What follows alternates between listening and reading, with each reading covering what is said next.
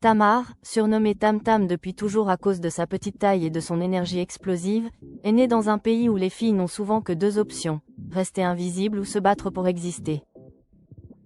À 16 ans, elle avait déjà vécu plus de violence qu'on ne devrait jamais en connaître dans une vie entière.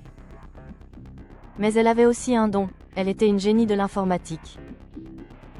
À 14 ans, elle réparait déjà les ordinateurs du quartier, cassait les mots de passe des profs pour s'amuser, et codait des petits programmes qui auraient fait baver n'importe quel recruteur de l'unité 8200. Elle savait qu'il n'y avait qu'un seul endroit où une fille comme elle pouvait s'en sortir, l'armée. Pas pour la gloire. Pour la protection. Pour un avenir. Problème, elle avait 16 ans et mesurait 1,48 mètres.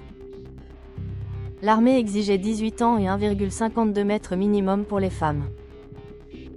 Et depuis les scandales récents, où des gamines avaient réussi à s'infiltrer, ils avaient commencé à faire des radios osseuses pour vérifier l'âge réel.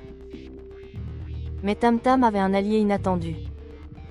Un officier du renseignement, le colonel Avi, un vieux de la vieille qui avait vu trop de talent gâché. Il l'avait repéré dans un cybercamp pour ados défavorisés. Il avait vu ses codes, ses algorithmes, sa vitesse. Et il avait compris, cette gamine valait de l'or.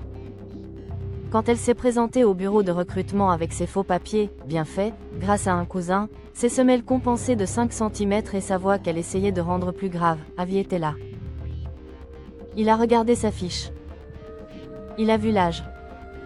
Il a vu la taille.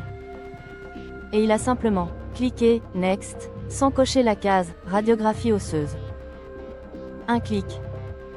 Un acte de rébellion silencieuse. On a besoin de cerveau, pas de centimètres, qu'il a murmuré en lui faisant un clin d'œil. Elle a passé les tests. Elle a brillé. Elle a atterri direct dans une unité cyber, pas au combat, Dieu merci. Elle a appris, grandi, s'est endurcie. Elle a survécu. Et elle est devenue l'une des meilleures.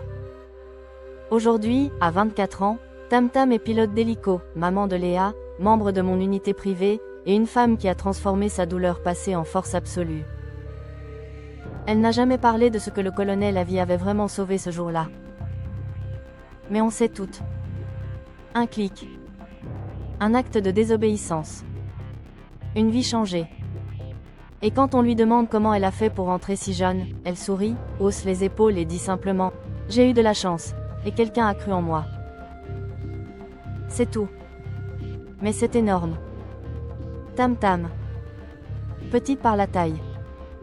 Géante par le cœur. Et aujourd'hui, libre.